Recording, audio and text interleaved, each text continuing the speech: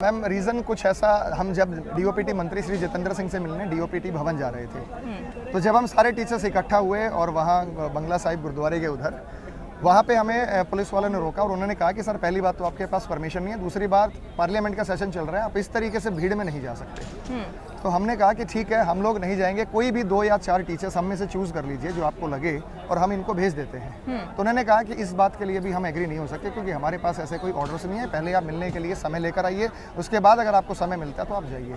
तो हमने कहा जब हम जाएंगे नहीं तो हमें समय मिलेगा कैसे। इसी बात पर थोड़ा सा टकराव हुआ। इसी बात पर टीचर्स ने कहा कि हम आगे जाएंगे, या तो आप हम में से कोई 2 टीचर्स को भेज दीजिए या टीचर्स आगे जाएंगे। तो इसी प्रकार जब बात आगे बढ़ गई तो वहाँ पे फोर्स खड़ी हुई थी, तो उन्होंने कहा कि इनको बिठाइए, बसों में डिटेन कीजिए। तो उनको उठा के बसों के अंदर ले गए थे और बसों के बाद फिर कुछ टीचर्स को नजफगढ़ बॉर्डर पे की तरफ रिहा किया गया है, कुछ टीचर्स को गुड़गांव की तरफ छोड़ दिया गया है। कानूनी कार्रवाई कोई हुई नहीं, लेकिन उन्हें 7 बजे तक रखा गया। टीचर्स को कितनी चोटें आई और कुछ बच्चे हैं जिनके खिलाफ भी एफआईआर हुए हैं इस मामले में? पुलिस की तरफ से तो मैं कहूँगा कोई ऐसा नहीं था जैसे कुछ कह रहे हैं कि लाठीचार्ज हुआ है।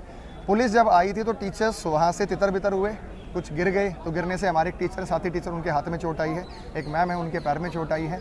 तो हम सिर्फ ये कह रहे थे कि ऐसे जब आप टीचर्स को पकड़ के अंदर रख रहे थे तो हम तो सिर्फ ये कहेंगे कि भाई टीचर्स हैं, आप उनसे एक रिक्वेस्ट करते कि भाई ठीक है आपको जंतर मंतर पे जगह दे रहे हैं, वहाँ बात रखिए। पहले जंतर मंतर भी हमें नहीं दिया गया था, वो तो जब वहाँ पे टीचर्स को डिटेन किया गया, उसके बाद जब अलग अलग जगह पर बच्चे घूम रहे थे तब ये डिसाइड किया कि आप जंतर मंतर पे जाके बैठ जाइए।